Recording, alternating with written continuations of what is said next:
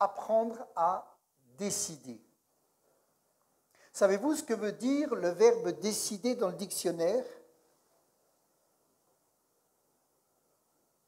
Ben moi, je le sais parce que je l'ai lu. Ça veut dire couper. Décider, ça veut dire couper, choisir après réflexion. Prendre une décision n'est pas une chose simple parce que dans un sens, il y a comme un choix à faire. Ça provoque comme une coupure. Il faut trancher et quelquefois, nous ne savons pas quelles seront les conséquences de notre choix.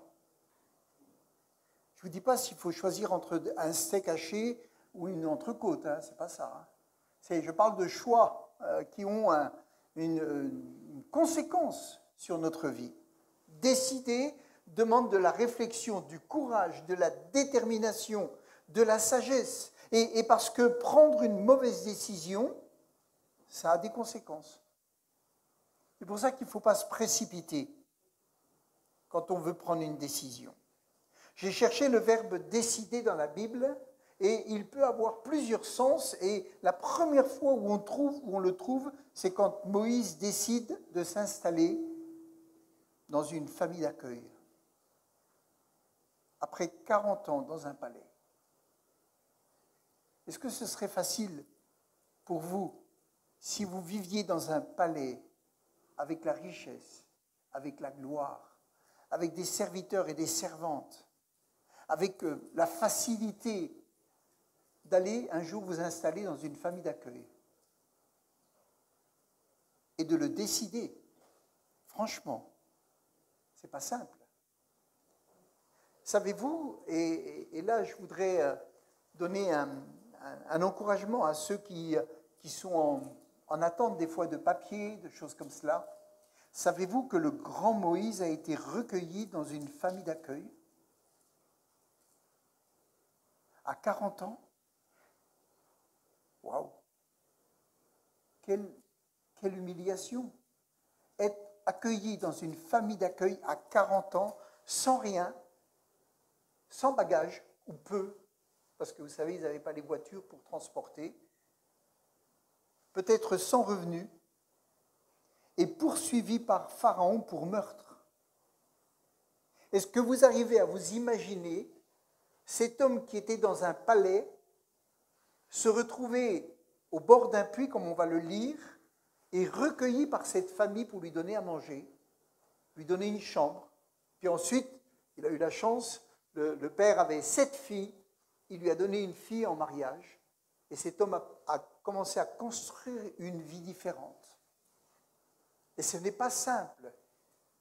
Avant de lire ce verset, je voudrais voir avec vous un autre verset dans Actes 7, verset 20, dans la version Sommer, Actes chapitre 7, verset 20. Et c'est une parole vraiment intéressante. À cette époque, verset 20, c'est Acte 7, verset 20. À cette époque, naquit Moïse, qui avait la faveur de Dieu. C'était un bébé. Amen. Et il est dit, il avait la faveur de Dieu sur lui. Waouh! Il n'avait encore rien compris à la vie. Mais la faveur de Dieu était déjà dans sa vie. Faveur veut dire disposition à bien traiter quelqu'un, à lui accorder son appui et sa préférence. Dieu voulait accorder son appui à cet enfant. Et il avait là, au milieu de tous, une préférence. Ce n'était pas qu'il était le chouchou, mais c'est il y avait quelque chose sur lui. Mais les autres aussi avaient la faveur de Dieu. Mais lui, il est dit qu'il avait la faveur de Dieu, mais il y avait un projet particulier pour lui. Et je vais vous dire aujourd'hui, vous avez, si vous êtes en Christ, la faveur de Dieu sur votre vie. Et il a un projet pour vous. Amen. Il a un projet pour vous. À cette époque, donc, naquit Moïse, qui était, dans une autre version, dans la version Louis II, il est dit, à cette époque, naquit Moïse, qui était beau aux yeux de Dieu. Moi, je me disais, ça devait être un beau garçon, un beau bébé. C'est pas ça. Parce que s'il avait été moche, il n'aurait pas eu la faveur de Dieu. C'est injuste, ça. Ça n'a donc rien à voir avec le physique. Il fut nourri 3 mois dans la maison de son père. Dans une autre version, Parole vivante, il est dit, c'est à ce moment-là que naquit Moïse. C'était un enfant d'une beauté exceptionnelle et Dieu y prenait plaisir. Comment on peut prendre plaisir à un bébé qui a une beauté exceptionnelle? Il y avait quelque chose, mais ça, vous savez, je crois vraiment qu'il y a un héritage spirituel. Je le crois. Je crois que la faveur de Dieu, vous savez, des parents qui servent Dieu, qui aiment Dieu, voilà, il y a quelque chose sur les enfants. Même s'ils ne sont pas convertis. Moïse, il avait encore fait aucun choix dans sa vie, mais il y a déjà une faveur de Dieu. Amen.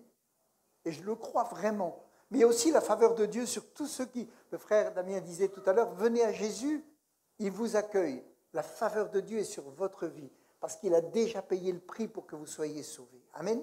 Donc ça, c'est vraiment important. Et donc, quand il a voulu servir Dieu, vraiment, à un moment donné, il a grandi. Il est dit dans la version Semeur, au verset 21, je vais vous le lire, « Lorsque finalement ses parents durent l'abandonner, il fut recueilli par la fille de Pharaon qui l'éleva comme son propre fils. » C'est là qu'on voit qu'il y avait quelque chose. Est-ce que vous connaissez l'histoire de Moïse? Oui? C'était un petit bébé à l'époque, le Pharaon, il voulait que tous les mâles soient tués. Et donc, les femmes hébreux, elles avaient des enfants, elles se disaient, mais mon enfant va mourir, si c'est un garçon, il va mourir. Et il y a une de cette famille qui a pris cet enfant, qui l'ont caché pendant 3 mois, puis au bout de 3 mois, ils ne pouvaient plus le cacher. Donc, ils ont fabriqué une petite corbeille étanche, et puis ils l'ont mis dans les buissons, mais dans l'eau. Et la fille de Pharaon qui est allée se baigner, elle a entendu cet enfant. Elle a demandé à sa servante d'aller la chercher, d'aller chercher ce bébé, de voir. Et quand elle l'a vu, elle a été émerveillée. Ça, c'est Dieu. Elle a été émerveillée. Elle aurait pu dire c'est un enfant des Hébreux, mon père a dit qu'il fallait qu'il meure, etc. Non, elle a eu à cœur de le recueillir. Donc, vous voyez, Moïse, il a été recueilli à plusieurs reprises. Déjà bébé, il a été accueilli parce qu'il était finalement en danger de mort, mais Dieu l'a gardé. Et puis une deuxième fois, à 40 ans, il a été recueilli. Et donc, une des filles a dit, mais si tu veux, je vais te chercher une femme des Hébreux pour qu'elle l'allaite, jusqu'à ce qu'il soit un peu plus grand. Et du coup, elle a dit oui, et la mère a allaité son enfant, avec l'approbation de la fille de Pharaon, jusqu'à qu'il ait grandi un moment, et puis elle l'a emmené, et il a grandi dans le palais. Donc voilà, quand à 40 ans, eh bien cet homme, il avait grandi, il savait qu'il était de la famille des Hébreux, et quand il a voulu servir Dieu, sa situation a basculé. Et je vais vous dire, si vous décidez de servir Dieu, vraiment, de tout votre cœur, comme le fait de se donner à Jésus et de dire maintenant je vais servir Dieu, eh bien votre vie peut basculer. Et puis il y en a un qui va se lever pour vous empêcher de servir Dieu.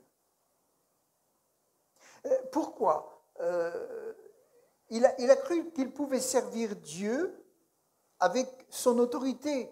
Parce que comme il était considéré comme un prince en Égypte, il avait une autorité.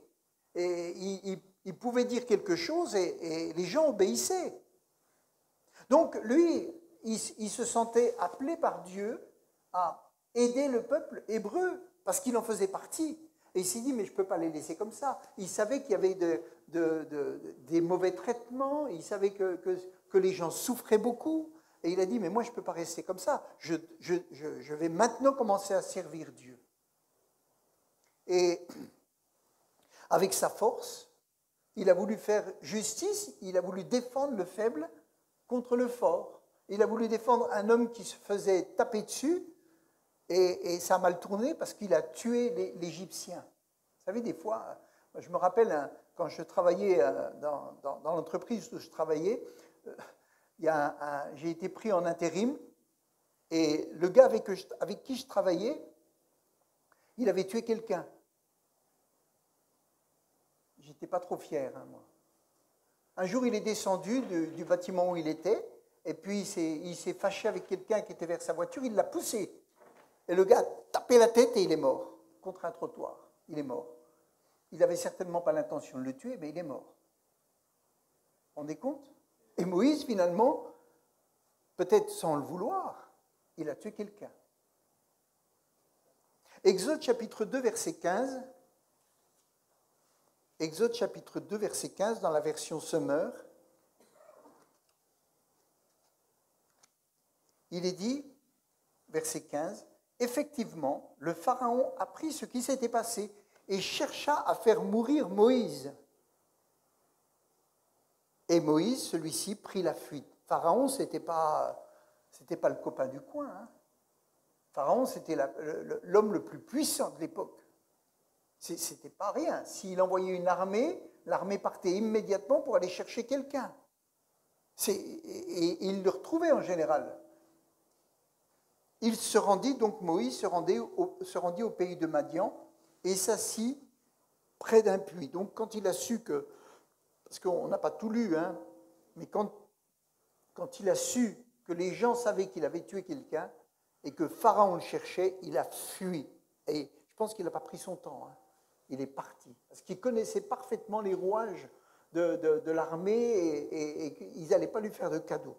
Et il est dit, le prêtre de Madian avait 7 filles. Elles vinrent puiser de l'eau et remplir les abreuvoirs pour faire boire le petit bétail de leur père. Mais les bergers survinrent et se mirent à les chasser. Et voyez encore une situation. Moïse se retrouve au bord d'un puits, et là il y a du monde qui vient, parce que les puits c'était important, il y avait tous les troupeaux. Et là il y a 7 filles qui arrivent pour prendre de l'eau et donner à boire à son petit troupeau. Et les bergers sont arrivés, les hommes là, vous savez, sont arrivés, ils ont chassé les filles, et ils ont dit, allez hop, dégagez d'ici, vous viendrez après, nous on va déjà donner à boire à nos troupeaux, puis après vous vous débrouillerez. Et lui, il les a défendus. Donc, vous voyez, il avait déjà un cœur pour la justice. Et il s'est mis à les défendre. Et il est dit, mais les bergers survinrent et se mirent à les chasser. Alors Moïse intervint pour les défendre et fit boire leurs troupeaux. Je ne sais pas comment il a fait, mais il devait être assez nerveux quand même. Il devait avoir de la poigne pour aller chasser les bergers. C'est des gars costauds qui sont tout le temps sur le terrain et qui portent des charges, etc.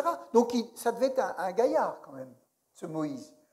Pour faire affront à tous les bergers qui étaient là et leur dire maintenant vous laissez ces filles, je pense qu'il avait du caractère. Hein. D'ailleurs, on le sait qu'il avait du caractère. Comment se fait-il que vous soyez... Alors, elles sont rentrées plus tôt, du coup. Comme elles ont pu faire boire, elles sont rentrées beaucoup plus tôt. Quand elles revinrent vers Jéthro ou Réoul, comme c'est marqué là, leur père, celui-ci leur demanda « Comment se fait-il que vous soyez si vite de retour aujourd'hui ?» Elles vont répondre « Un Égyptien nous a défendus contre les bergers, dirent-elles. Et même, il a puisé pour nous beaucoup d'eau et a fait boire le troupeau. Où est cet homme à présent ? Pourquoi ne l'avez-vous laissé là-bas ? Allez le chercher pour qu'il vienne manger avec nous. Allez le chercher pour qu'il vienne manger avec nous. » Donc cette famille, avec ses 7 filles, était une famille d'accueil. Ils vont accueillir un Égyptien. Et le père ne le connaissait de rien.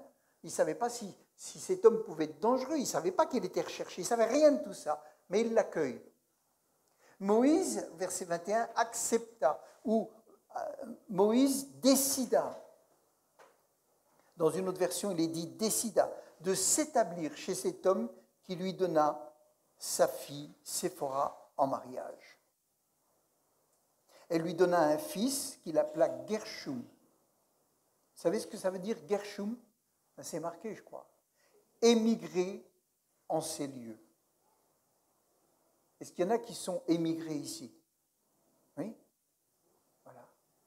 Émigré en ces lieux, dit-il, je suis un émigré dans une terre étrangère. Voilà comment il se considérait. Je suis un émigré dans une terre étrangère. Et donc il accepte d'être recueilli par cette famille. Quand on vient de très haut C'est difficile d'accepter d'être accueilli par très bas. Quand on vient de très bas et qu'on nous accueille plus haut, ça va bien, hein? Mais le contraire, c'est difficile. Rendez-vous compte de ce qui se passe dans la tête de cet homme il a vécu dans un palais, comme je le disais, avec toute la richesse, considéré comme le fils de la fille de Pharaon.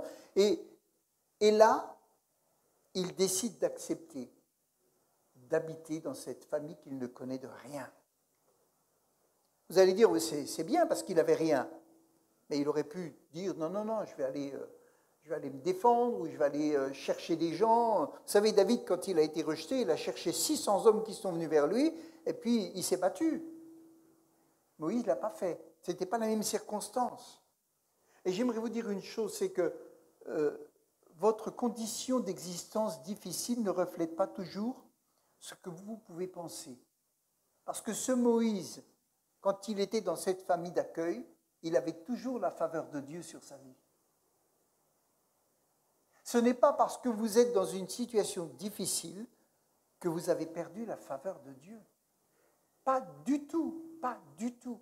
La faveur qui était sur la vie de Moïse quand il était bébé, la faveur de Dieu qui était dans la vie de Moïse quand il était dans ce palais, et la faveur de Dieu quand il se retrouve dans cette maison en ayant tout perdu, elle est la même. Et ça, c'est quelque chose que vous devez intégrer dans votre cœur. Si vous avez la faveur de Dieu, même si votre situation est difficile, la faveur de Dieu est toujours là.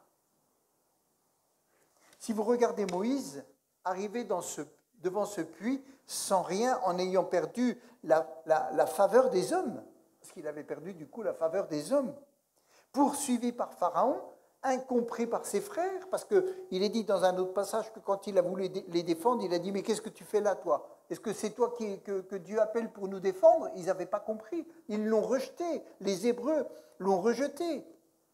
Recueilli dans cette famille pour le nourrir, l'entretenir, vous pouvez penser que cet homme n'est pas béni et n'a pas la faveur de Dieu. Et je vais vous dire, vous pouvez rencontrer des frères et sœurs qui sont dans une grande difficulté, qui passent par des moments difficiles, qui ne comprennent pas ce qui leur arrive. Et vous pouvez penser, ah, lui, il est plus béni. Lui, Dieu l'a abandonné. Dieu, vu ce qu'il était avant et ce qu'il est devenu, ça veut vraiment dire que Dieu l'a lâché. On pouvait exactement penser ça de Moïse. Vu sa situation, on peut dire, finalement, cet homme-là qui était grand, regarde maintenant. Il mange la soupe de quelqu'un qui lui donne. Il a tout perdu. Eh bien, détrompez-vous, il avait la faveur de Dieu sur sa vie. Amen. Et ça, c'est quelque chose que vous devez intégrer. Parce que l'ennemi va vous dire, regarde le passage où tu es, regarde dans ta vie comme ça se passe mal. Si vous avez la faveur de Dieu, elle est sur vous. Amen. Elle est sur vous. Donc, il a toujours la faveur de Dieu, mais quoi ? Mais il doit apprendre à vivre selon les critères de Dieu. Quelqu'un qui vient se donner sa vie au Seigneur, il a la faveur de Dieu. Mais il va apprendre à vivre selon les critères de Dieu. Il va apprendre à vivre selon la pensée de Dieu.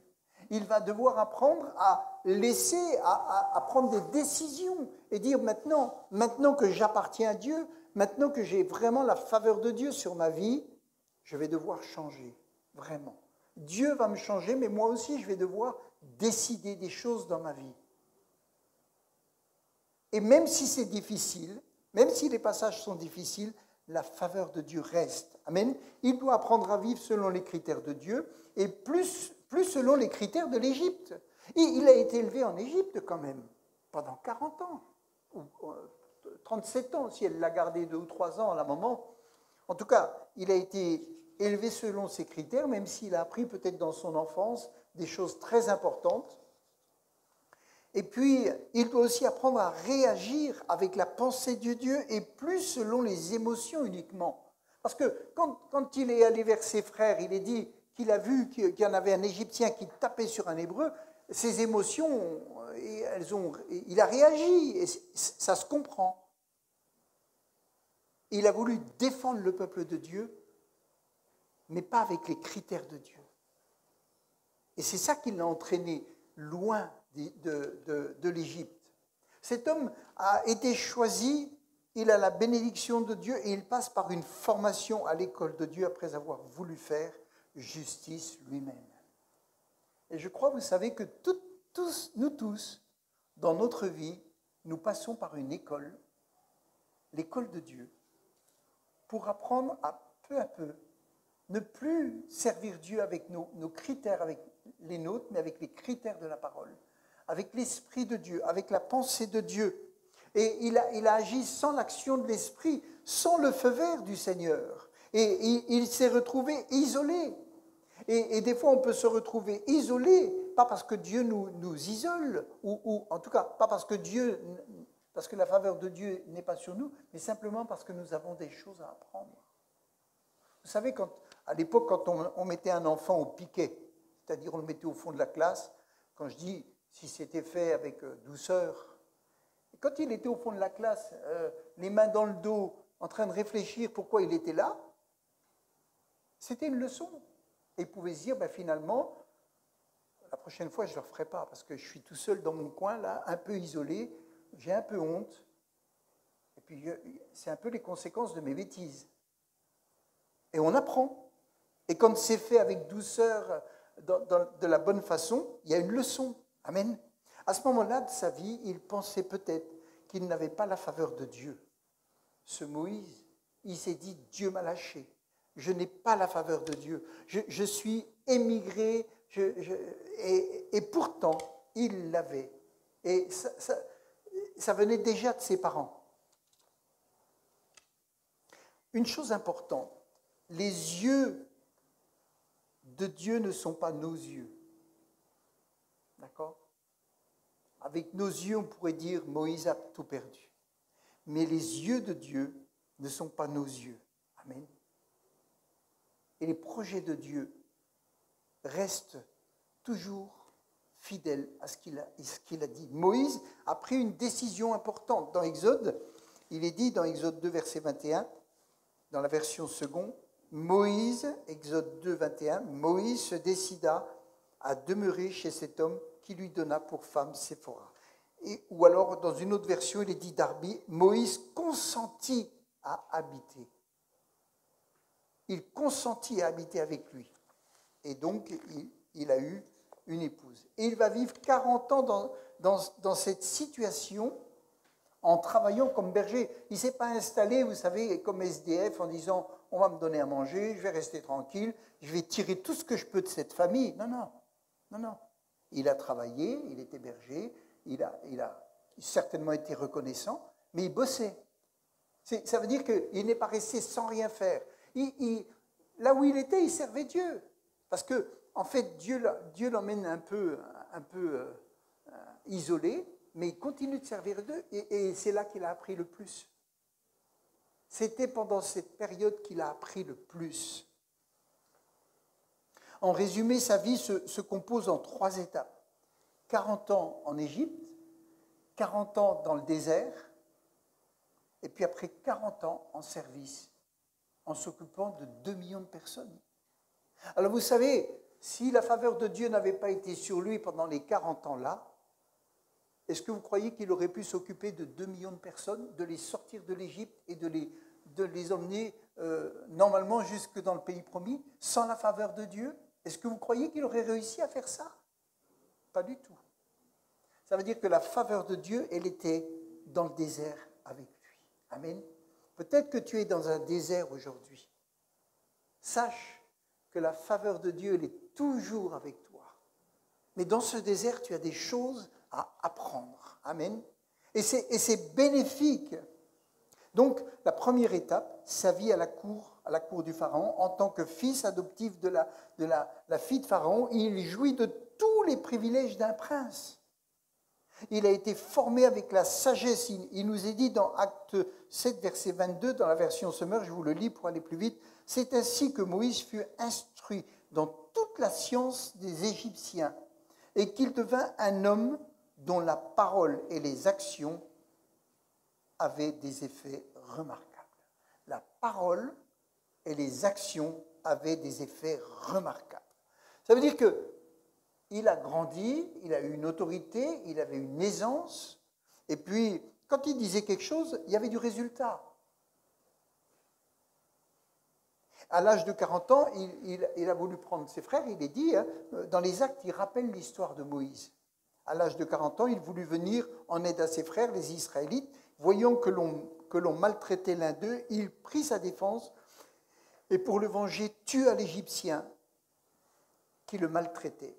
Puis quand il a commencé à être touché par le sort du peuple hébreu, il a pris sur lui de les délivrer. D'un côté, il a bien fait parce que c'était son appel, et d'un autre côté, il s'y est mal pris.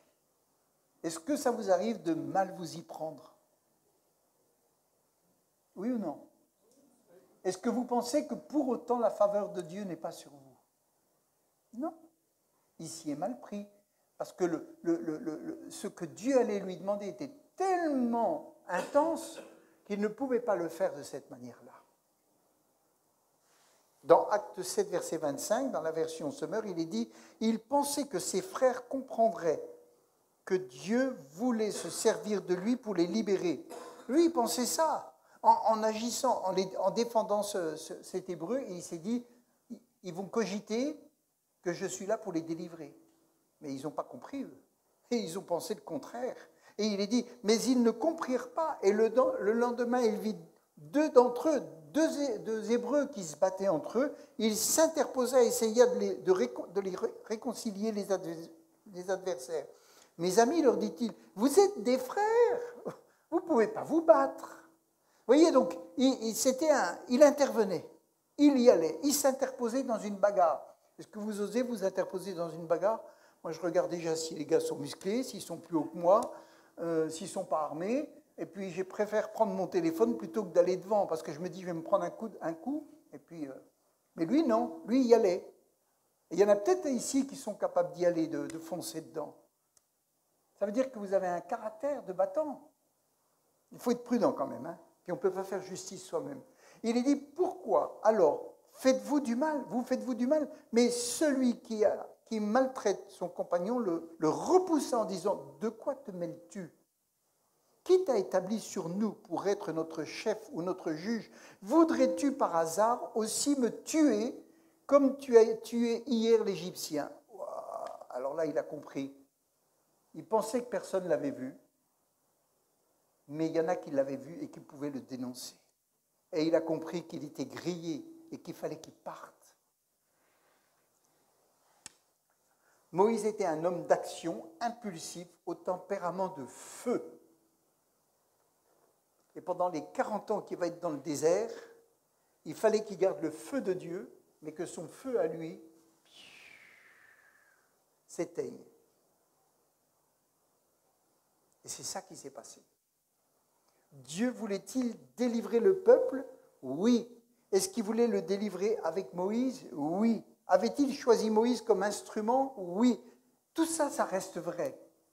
Mais ce Moïse passe par une école qui est une école spirituelle. Amen. Il a voulu faire les choses à sa manière au lieu d'attendre le moment prévu par Dieu. Et la leçon est simple. Nous devons prendre garde non seulement à accomplir la volonté de Dieu, mais à le faire dans le temps de Dieu. Amen. Et ça, ce n'est pas facile. Faire les choses dans le temps de Dieu. Même si Dieu nous a demandé de faire quelque chose, il faut dire, voilà, je vais le faire dans ton temps. Je vais le faire quand ce sera le bon moment. Et j'ai besoin que tu me donnes le déclic pour que je le fasse. Moïse agit avec précipitation, d'une manière impétueuse. A-t-il perdu la faveur de Dieu? Non, et j'insiste là-dessus. Il ne perdra pas la faveur de Dieu. Moïse a eu besoin de temps pour grandir en maturité, apprendre à s'humilier devant Dieu, attendre le feu vert de Dieu. Ça lui a pris du temps. Amen. Ça lui a pris du temps. La deuxième étape de sa vie, il a passé 40 ans dans le désert et il a appris quoi pendant ces 40 ans? Vous allez dire, on apprend comprend plus quand on est dans une école avec des professeurs, là, avec Pharaon, il a appris toute la culture de l'Égypte, il a appris beaucoup de choses.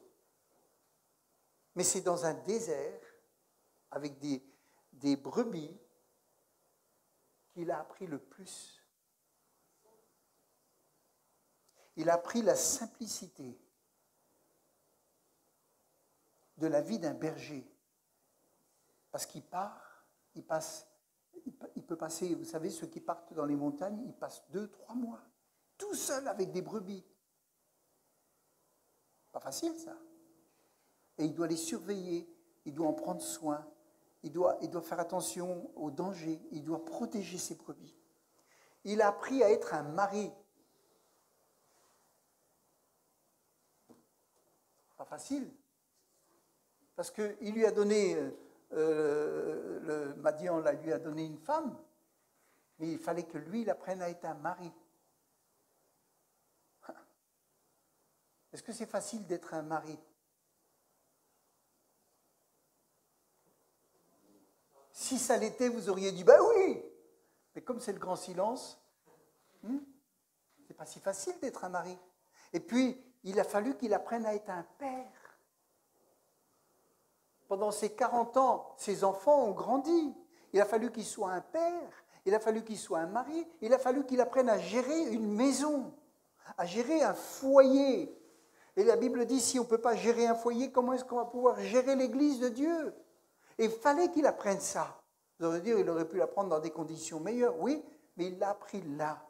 Dieu a pris un jeune homme impulsif au sang chaud et a commencé à le façonner afin de faire un instrument qui soit parfait dans sa main pour aller ensuite gérer 2 millions de personnes. Que pouvons-nous apprendre de cette période? La première période, attendre le moment de Dieu. La deuxième période, ne pas rester inactif en attendant le signal de Dieu. Peut-être que dans votre cœur, vous vous dites, mais moi je veux servir Dieu, moi je veux voir des grands miracles, moi je veux voir la puissance de Dieu, moi je veux être prédicateur, moi je veux ceci, moi je veux cela, je veux aller dans le monde entier. Ok? Amen. Si c'est Dieu qui vous appelle à ça, soyez bénis. Mais en attendant, qu'est-ce que vous faites? En attendant, vous servez Dieu. En attendant, vous êtes actif. Et Moïse, pendant 40 ans, avant de voir le buisson ardent brûler, il a travaillé, il a servi Dieu, il a appris à avoir une communion avec Dieu, il a appris à passer du temps avec Dieu, il a appris à prendre du temps avec ses enfants, il a appris à prendre du temps avec son épouse, il a appris à gérer les conflits au sein de la famille. C'est pas rien, vous savez, quand vous avez des conflits dans la famille, il faut apprendre à les gérer. Si vous ne savez pas les gérer, quand vous aurez des conflits après dans l'église, ou des conflits comme lui, comme il en a eu, comment il va les gérer? S'il est impulsif et puis qu'il commence à crier sur tout le monde, vous croyez que c'est comme ça qu'il va arriver? Il a appris à compter sur Dieu, il a appris à crier à Dieu pour pouvoir aller de l'avant. Il est clair qu'il n'a pas attendu passivement l'appel de Dieu. Et malheureusement, vous avez des gens qui aujourd'hui attendent des fois d'avoir un message sur leur téléphone de la part de Dieu, ou d'avoir un rêve qui leur tombe dessus, ou d'avoir ceci, et en attendant, ils ne se font rien. Ils veulent juste avoir la gloire. Ils n'auront rien du tout. Ou alors à un moment, ils vont se fatiguer, ils vont vouloir le faire par eux-mêmes. Servez Dieu dans l'église, servez Dieu dans la rue, servez Dieu, travaillez pour Dieu. Amen. Et puis, je vais vous dire, on va voir rapidement, il est clair qu'il n'a pas attendu. Il a passé l'essentiel de son temps à apprendre le métier de berger, à prendre soin de sa famille, et ça, c'est pas rien.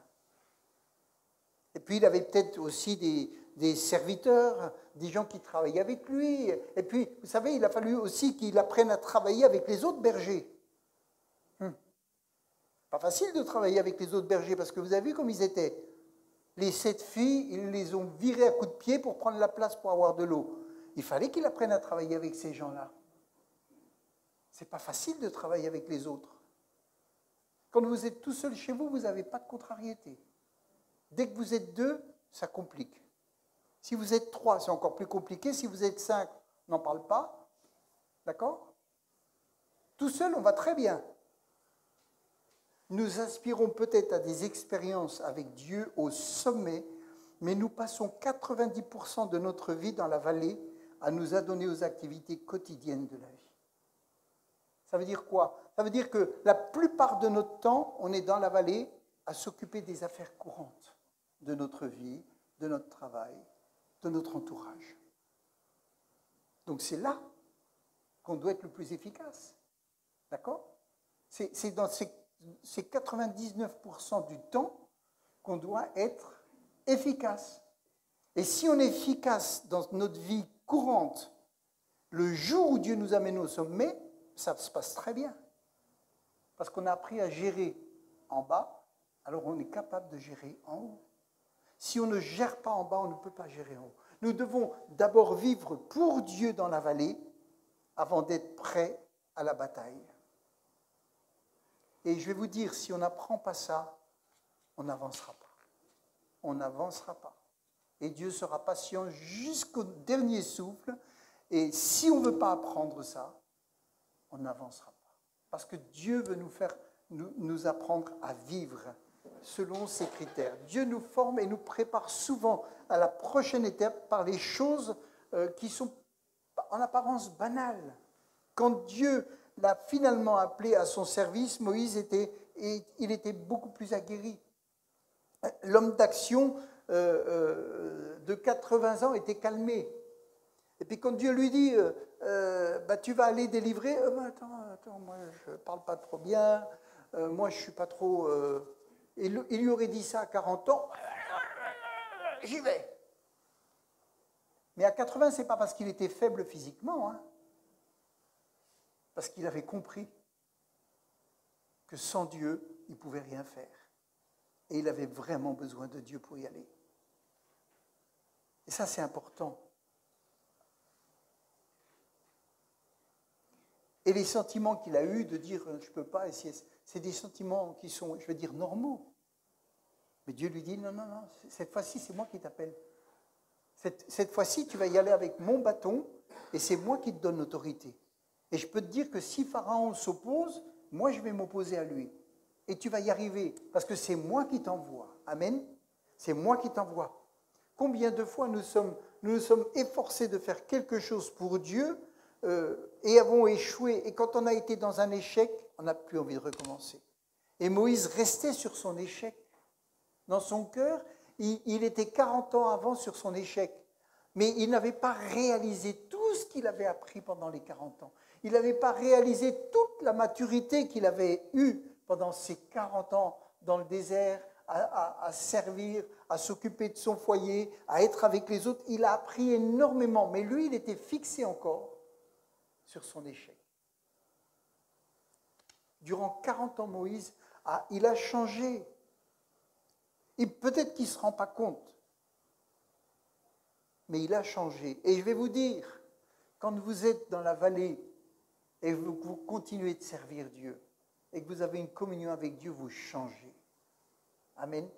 Même si vous ne vous en rendez pas compte, les autres se rendent compte qu'il y a quelque chose qui se passe en vous. Les autres se rendent compte qu'il y a une maturité qui est en vous. Les autres se rendent compte que vous réagissez plus pareil. Les autres se rendent compte que vous avez une communion qui devient plus forte avec Dieu. Moïse n'avait pas autant échoué parce qu'il avait agi précipitamment que parce qu'il n'était pas allé au bon moment. La leçon à prendre est que quand nous discernons un appel de Dieu, nous devons avancer par la foi en sachant qu'il est avec nous. Amen. Et Moïse a marché par la foi. Il a marché par la foi. Et puis, rapidement, la troisième étape, c'est que Moïse était responsable de 2 millions de réfugiés hébreux. Si on lit dans Exode 18, verset 1, il est dit, et vous savez, c'est la première fois où on a un exemple de mentor. Un mentor, c'est quelqu'un qui vient un peu conseiller, pas prendre la place, mais qui vient assister, un peu conseiller, qui vient voir un peu de l'extérieur des choses. Il voit peut-être des difficultés et il peut donner un avis. Et c'est la première fois qu'il est parlé d'un mentor. Exode 18, verset 1, il est dit « Jéthro, sacrificateur de Madian, beau-père de Moïse, a pris tout ce que Dieu avait fait en faveur de Moïse et d'Israël, son peuple. Il a appris que l'Éternel avait fait sortir Israël d'Égypte. Il a appris tout ça. Et il a connu cet homme qu'il a recueilli, à qui il a donné sa première soupe. Et il a vu la faveur de Dieu sur sa vie. Il a vu tout ce que Dieu a fait. Il s'est dit, waouh, waouh. On ne peut pas juger sur l'apparence. Peut-être que pendant 40 ans, cet homme est resté invisible. Mais waouh, il est sorti d'Égypte avec 2 millions de personnes. Waouh, waouh. Cet homme va devenir le mentor de Moïse. Et une décision prise 40 ans plus tôt va jouer en sa faveur. Le fait qu'il a accepté de rester dans cette famille, d'accepter de vivre différemment, le fait qu'il accepte d'avoir une simplicité dans sa vie et de dire, voilà, j'ai peut-être fait des erreurs, mais je vais continuer à servir Dieu là où je suis et comme je suis. 40 ans plus tard, l'homme qu'il a recueilli deviendra son mentor. Et il lui dira ce qu'il doit faire pour être soulagé. Il lui donnera des conseils pour qu'il puisse continuer à gérer le peuple. Frères et sœurs, ayons de l'humilité, acceptons d'être formés, acceptons d'être à l'école du Seigneur, ne soyons pas superficiels pour être attachés à un moment présent. Non, c'est l'avenir qui va compter. Amen. Quand il a commencé à crouler sous la tâche, son beau-père Jéthro lui a proposé de déléguer ses responsabilités avec d'autres. Il est venu passer quelques jours. Il a vu que Moïse, depuis le matin très tôt jusqu'au soir, il était là avec les gens et conseillait, qu'il était épuisé. Il lui dit, mais attends, il y a un souci là. Il faut que tu fasses autrement. Il l'a conseillé et Moïse a accepté et ça l'a soulagé. Et ça a permis que le peuple puisse avoir plus de facilité à avoir des consultations. On voit que Moïse dépendait de la grâce de Dieu. Et vous savez, en tant que responsable, on a besoin d'apprendre à déléguer. Combien de pasteurs, combien d'hommes de Dieu ont voulu à un moment donné tout faire. Quand l'Église elle grandit, ils veulent tout gérer. Puis à un moment, pouf, il s'écroule. Moïse a appris qu'il ne fallait pas qu'il s'écroule. Même s'il avait la faveur de Dieu, il fallait qu'il délègue. Amen.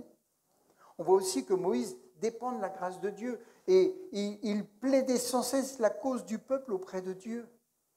Ça veut dire qu'il n'a pas fait justice lui-même. Il allait dans la tente d'assignation, il priait, il disait, Seigneur, face à tout ça, qu'est-ce que je fais, comment je fais? Et Dieu lui parlait, et Dieu lui montrait comment il fallait qu'il fasse. Donc il a appris à compter sur Dieu. Et vous savez, ça, il ne l'a pas appris quand il est arrivé en Égypte. Hein.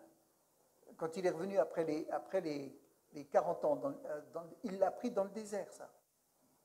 Il a appris tout ça dans le désert.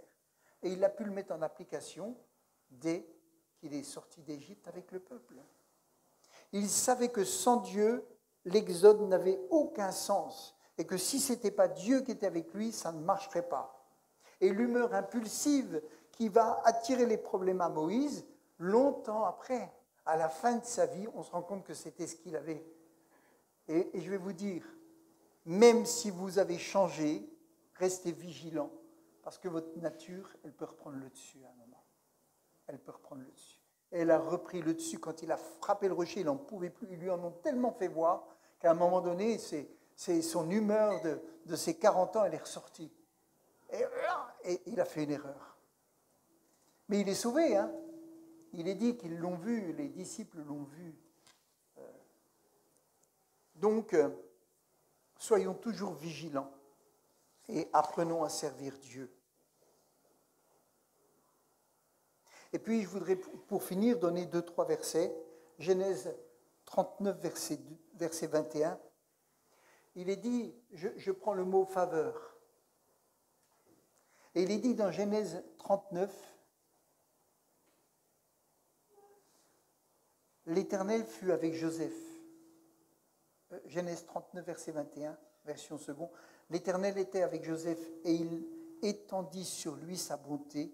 Il le mit en faveur aux yeux du chef de la prison. Amen.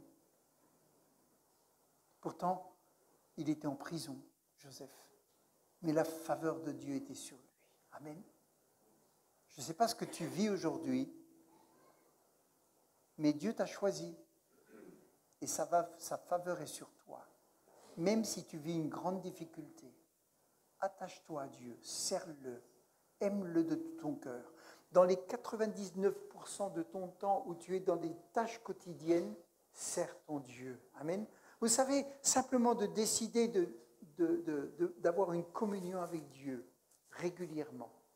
Il y a plein de chrétiens qui n'ont pas de communion avec Dieu, qui se font avoir avec le temps, avec le téléphone, avec les activités. Comment voulez-vous qu'à un moment donné, on arrive à aller plus loin si dans le temps qu'on a, quand on est en bas, on n'arrive pas à servir Dieu? On veut arriver au sommet, mais on n'arrive pas à être au quotidien, prendre du temps avec Dieu. Je vous le dis, prenons du temps avec Dieu au quotidien. Et vous verrez que quand ce sera le moment, Dieu vous amènera à faire tout ce qu'il a prévu pour vous. Mais on se forme. Dans les tâches quotidiennes, on se forme à la maison, on se forme quand on est ensemble. Ça, c'est des choses qui s'apprennent. On va lire un autre passage, c'est Esther, chapitre 2, verset 17. Le roi aima Esther, plus que toutes les autres femmes, et elle obtint grâce et faveur devant lui, plus que toutes les autres jeunes filles. Il mit la couronne royale sur sa tête, et il la fit reine à la place de Vasti. Si vous connaissez cette histoire, vous allez voir que cette fille, elle a décidé de servir Dieu quoi qu'il en coûte. Elle va décider de se soumettre je crois que c'était son oncle, et d'écouter ce qu'il lui disait. Elle va se former pendant plusieurs années comme ça. Et à un moment donné, la faveur de Dieu, elle devient reine. Et c'est elle qui va sauver le peuple. Vous vous rendez compte? Daniel, chapitre 1, verset 9. Dieu fit trouver à Daniel faveur et grâce devant les chefs eunuques. Là encore, il n'était pas dans une situation formidable, mais la faveur de Dieu était sur lui. Amen. Et puis on pourrait en prendre d'autres. Un dernier. Romains 8, verset 26, dans la version Semeur, si tu peux le mettre. Romains 8, 26, version Semeur. De même aussi, l'Esprit nous aide dans notre faiblesse. Romains 8, verset 26. De même aussi, l'Esprit nous aide dans notre faiblesse, car nous ne savons pas ce qu'il nous convient de demander dans nos prières. Mais l'Esprit lui-même intercède. Ça veut dire quoi, intercéder? Qu'est-ce qu'il intercède? Quand vous lisez ce passage, vous vous êtes déjà posé la question, ce que ça veut dire, il intercède? Ça veut dire qu'il prie pour nous. Il prie pour nous. Le Saint-Esprit prie pour nous. Amen. Personne ne prie pour moi. Ah, tu te trompes, le Saint-Esprit prie pour toi. Par des soupirs inexprimables. Et celui qui sonde les cœurs et connaît quelle est la pensée de l'Esprit, parce que c'est selon Dieu qu'il intercède en faveur. Donc, en faveur, ça veut dire dans le but d'avantager les saints. Il prie en faveur des saints. Amen. Ça veut dire que le Saint-Esprit prie pour ta faveur, pour que tu t'en sortes, pour que tu réussisses, pour que tu avances. Amen. Des fois, on ne sait pas comment prier. L'Esprit de Dieu intercède, il prie pour nous en notre faveur. Amen. Rappelez-vous la faveur qui était sur Moïse. Elle est sur nous. Il prie en notre faveur. Et nous savons du reste que toute chose concourt au bien de ceux qui aiment Dieu, de ceux qui sont appelés à son destin. Voilà. Amen. Et Galates 1,10, il est dit, et maintenant, est-ce la faveur des hommes que je désire ou celle de Dieu? Et Paul voulait la faveur de Dieu. Amen. Alors je vous le dis, décidez n'est pas une chose simple. Accepter les situations n'est pas une chose simple. Comprendre que Dieu nous prépare quelque chose, mais qu'en même temps, il nous forme, n'est pas toujours simple. Parce qu'on est pressé d'être dans le service de Dieu. On est pressé de voir les miracles. Et vous pouvez voir des miracles le jour de votre conversion. Vous pouvez commencer même à prier pour des gens le jour de votre conversion. Vous pouvez voir la gloire de Dieu. Vous pouvez aller vers votre copain et lui dire « Mais attends, tu as ça comme problème, mais moi je suis chrétien, je vais prier pour toi. » Et Dieu va répondre. Et Dieu va faire des choses extraordinaires. Vous allez dire « Waouh, moi je suis devenu quelqu'un de spirituel. » Mais Dieu va vous, pendant des mois, peut-être des années, tout en ayant sa faveur sur vous, vous préparer pour le service. Amen. Alléluia. Si vous comprenez ça, vous allez dire, Seigneur, merci parce que ta faveur est sur moi. Je suis dans un désert, mais merci Seigneur, parce que dans ce désert, je vais te servir. J'ai des problèmes au quotidien à résoudre. Ouais, mais ça, c'est pas spirituel. Oui, mais c'est là que tu vas apprendre à devenir spirituel. Dans tes problèmes au quotidien, c'est là que tu vas apprendre à devenir spirituel et à réagir spirituellement. C'est là que tu vas apprendre à aimer ton ennemi. C'est là que tu vas apprendre à bénir. C'est là que tu vas apprendre à gérer la difficulté avec ton père, avec ta mère, avec ton frère, avec ta sœur, avec ton copain d'école, avec la copine. Tu vas apprendre tout ça. Et si tu acceptes d'apprendre tout ça et de le faire avec Dieu, Dieu va te confier beaucoup. Parce que tu auras appris dans le désert. Amen. Si tu ne veux pas apprendre, même si la faveur de Dieu est sur toi, il attendra. Amen. Alléluia.